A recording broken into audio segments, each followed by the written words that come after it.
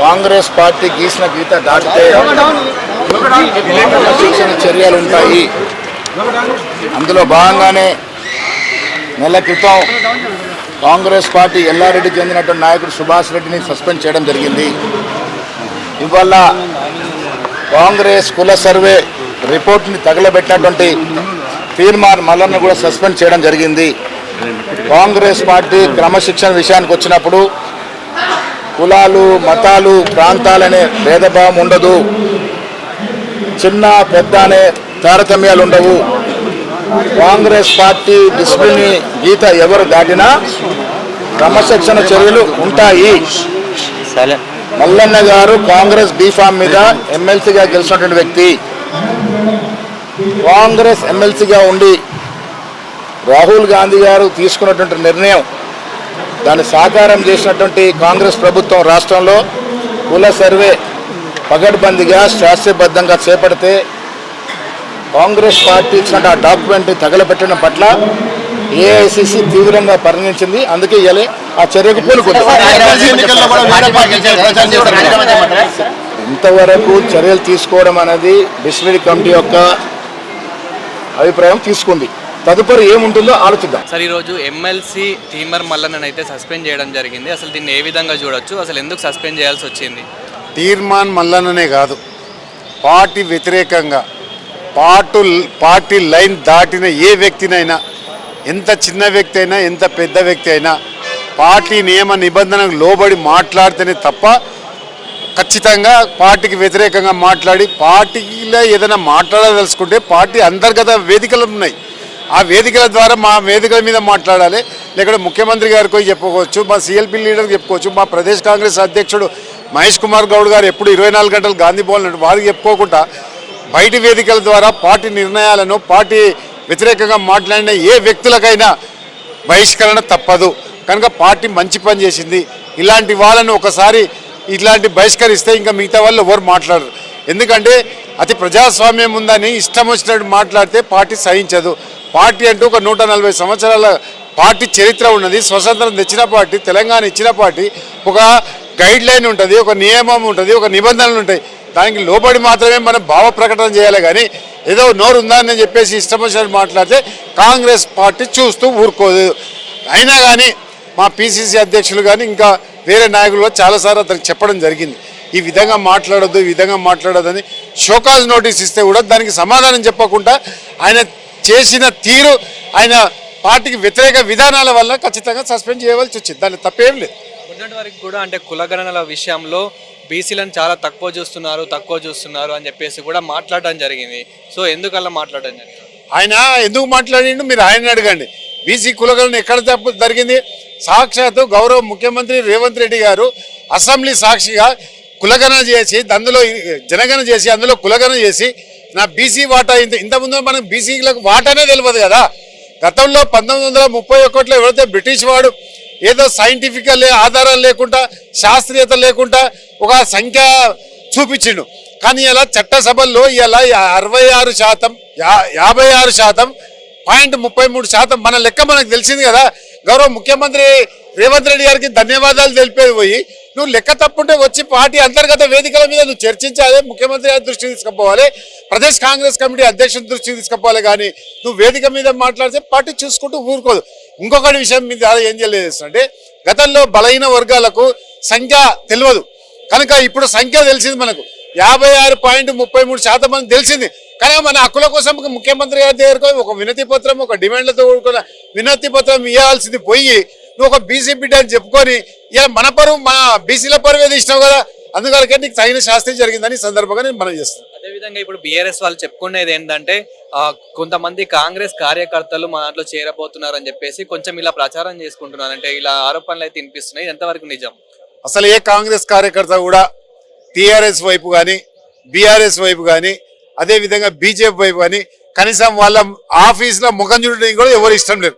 ఎందుకంటే ప్రజా రంజక పాలన జరుగుతుంది. టైగర్ రేవంత్ రెడ్డి గారి నాయకత్వంలో ఇలా ఒక అందమైన, అది కూడా ఒక ఆరోగ్యకరమైన రాష్ట్రంగా తీర్చిదిద్దాలని గౌరవ ముఖ్యమంత్రి కానీ, గౌరవ పిసిసి అధ్యక్షులు కానీ వాళ్ళు చేస్తున్న భగీరథ ప్రయత్నానికి ఇలా కాంగ్రెస్ కార్యకర్తగా నేను చాలా సంతృప్తిగా ఉన్నాను.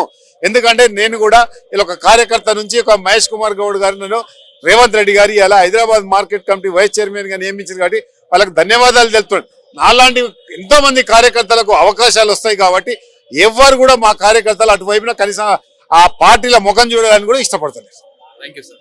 టీపీసీసీ స్పోక్స్ పర్సన్ సంధ్యారెడ్డి గారు ఉన్నారు. నమస్తే మేడం. నమస్తే. మేడం, ఈరోజు తీన్మార్ మల్లన్న గారిని సస్పెండ్ చేయడం జరిగింది పార్టీ, ఎందుకని? ఎందుకనంటే మీకు తెలియదా తమ్ముడు? అంటే ఒక బీసీ అభ్యర్థి, ఒక బీసీ నాయకుడు ఎట్లా సస్పెండ్ చేస్తారు? ఎంతోమంది మీ దాంట్లో మాటలు అన్నప్పుడు అంటే ఇక్కడ కాంగ్రెస్ పార్టీ మతాలు కులాలు చూడదు. వాళ్ళు మాట్లాడే విధానం పార్టీకి నష్టం కలిగించేది. ఇలాంటి మీరు చూసిండ్ర పేపర్లు చింపేయడము, ఆయన మాట్లాడడము. ఇప్పుడు ఇవాళ ఒక ఎమ్మెల్సీగా తెలంగాణ ప్రజలు గెలిపించినప్పుడు ఒక గౌరవప్రదంగా ఉండాలి. ఆ గౌరవం లేకుండా రెడ్డోడు ఓటేసిండా, లేకపోతే నాకు వాడేసిండా వీడేసిండా అంటే వాడు వీడంటే మనం ఒక ఎమ్మెల్సీ అంటే ఒక ఉన్నత స్థానంలో ఉన్నాం మనం. వాడు వీడు అనేది అహంకారకి నిదర్శనం. ఎవరు వేసిండ్రా అనేది ఎవరికి తెలియదు. రాజ్యాంగం ఒక ఓటు హక్కును కల్పించింది. నువ్వేసిన ముఖం మీద రాసి ఉంటుందా? కాంగ్రెస్ పార్టీ బలహీన వర్గాల కోసం పనిచేస్తుంది. ఇది అంటే చాలా సందర్భాలలో అవకాశం ఇచ్చారు ఆయనకి పార్టీ పరంగా. ఇక నన్ను తన మార్చుకుంటాడేమని. అంటే నేను అనేది ఏంటంటే ఎంత ఎదిగితే అంత తొందరగా కింద పడిపోతారు. తీన్మార్ మల్లన్న అనే వ్యక్తి, ఆయనకు మీడియా ఉండొచ్చు, ఆయనకు మాట్లాడేది ఉండొచ్చు, బీసీలందరూ ఏకమవుతారంటే అపోహ మాత్రమే. బీసీలకు న్యాయం చేసింది కాంగ్రెస్ పార్టీ. అదే అంటే తను కూడా అంటున్నాడు కులగణన విషయంలో బీసీలను చాలా తక్కువ చేశారు, తక్కువ చూపించారని చెప్పేసి. తక్కువ చేయలేదు, మీకు అర్థం కాలేదు. ఉమ్మడి ఆంధ్రప్రదేశ్ ఉన్నప్పుడు బీసీలకు పెద్దపీట వేసింది, 32% రిజర్వేషన్ కల్పించింది కాంగ్రెస్ పార్టీ. 10 సంవత్సరాలలో బీఆర్ఎస్ పార్టీ 18% ఇచ్చింది. పోయి అడగ మనం కేసీఆర్ని. ఇవాళ కాంగ్రెస్ పార్టీ భారత్ జోడో యాత్రలో రాహుల్ గాంధీ గారు ఇచ్చిన మాట ఇది. కులగణన నేను చేస్తా అంటే ఎక్కడైనా ఏ రాష్ట్రంలో కాంగ్రెస్ పార్టీ అధికారంలోకి వస్తే తప్పకుండా కులగణన చేస్తామని చెప్పారు. అన్నమాట నిలబెట్టుకున్నారు. ఇవాళ 1,08,000 మంది టీచర్స్ తోని ఈసారి సమగ్ర సర్వే చేపించి ఎంతమంది ఉన్నారంటే వాళ్ళందరూ అంటే టీచర్స్ అందరూ పనిలేని వాళ్ళు. ఇవాళ ఒక్క పూట స్కూల్కి పోయి ఒక్క పూట వాళ్ళు ఇంకా 2 గంటలు అదనంగా కూడా వాళ్ళు పనిచేసి ఒక టీచర్లని అవమానించే విధంగా మాట్లాడడం అనేది కూడా కరెక్ట్ కాదు. అది ఎందుకంటే ఉండొచ్చు మేబీ 16 లక్షల మంది ఇంకా సర్వేలో పాల్గొనలే. ఇంకా సిగ్గు శరం లేని మాట్లాడాలంటే కేసీఆర్ కుటుంబమే సమగ్ర సర్వేలో పాల్గొనలేదు. వాళ్ళు బీసీల గురించి మాట్లాడతారు. అది వాళ్ళ సంస్కారం. అది 10 సంవత్సరాలు ఏం పొడిచిండని మళ్ళీ ఇప్పుడేం పీకుదామని మళ్ళీ ఆ అధికారంలోకి రావాలి అంటున్నారు. మీకు తెలంగాణ ప్రజలు సోనియమ్మ తెలంగాణ ఇచ్చినా కూడా మాకు అవకాశం ఇవ్వలేదు. ప్రజలు మీకు ఇచ్చిండ్రు. ఇవాళ కొన్ని లక్షల కోట్లు ఇలా వాళ్ళ కుటుంబం దోసుకొని తిని ఇవాళ తెలంగాణ ప్రజల చేతిలో చిప్ప చేతికిచ్చిపోయింది. ఇవాళ వాళ్ళు మాట్లాడుతుంటే దయ్యాలు వేదాలు మంత్రించదు. కొత్త పిచ్చగాడు పొద్దురాడు అన్నట్టు ఇలా కవితమ్మ ఓదికు బీసీ నినాదం, ఆయననేమో ఎస్ఎల్బీసీ ఎస్ఎల్బీసీ అని నాయదలో ఆయన అంటాడు.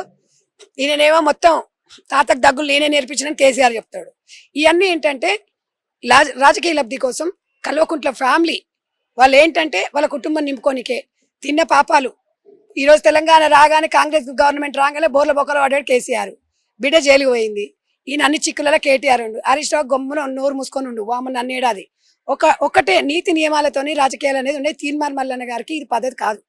ఎందుకంటే ఒక సోదరునిగా చెప్తున్నాను, ఒక సోదరిమణిగా చెప్తున్నాను, సమాజంలో ఇలాంటివి మాట్లాడడం అనేది మనం చూసి నేర్చుకోవాలి. నీకు మీడియా ఉందని రెచ్చిపోతే ఏముంది, వాపం చూసి బల్పు అనుకుంటున్నావా? రేపు ఏదైనా చదివితే నువ్వు 75 రోజులు జైలు ఉన్నావు. ఎవడొచ్చిండు? కొంచెమన్నా ఆలోచించుకొని కాంగ్రెస్ పార్టీలో నీకు మంచి అవకాశం ఇస్తే, కాంగ్రెస్ పార్టీ ఓటే లేదు, కాంగ్రెస్ పార్టీ అది లేదు, నువ్వు అలాంటి వ్యక్తి నువ్వు ఉంటే రాజకీయాలకు అతీతంగా ఒక బీసీ నినాదంతో ముందుకు పో. కంచాయలయ్య గారు అనే వ్యక్తి ఆయన మామూలుగా ఎవరైనా మెచ్చుకుంటాడా? అలాంటి వ్యక్తి ఇలా ఆర్టికల్ రాసిండు. బీసీలకు పెద్ద పెట్టేసి కాంగ్రెస్ పార్టీ అది చూడాలి, అదే ఆలోచించాలి, అది ఆయన నిర్ణయించుకోవాలి. అనేక సార్లు క్రమశిక్షణ సంఘం ఎన్నోసార్లు కూడా చెప్పి చూసింది, వినలేదు. అంతే. కాంగ్రెస్ పార్టీకి నష్టం జరిగే పని చేస్తే సోనియమ్మ ఊరుకోదు. ఎలాంటి పార్టీ గైడ్లైన్స్ ఎవ్వరు దాటినా కూడా సస్పెండ్ చేస్తారు. మరి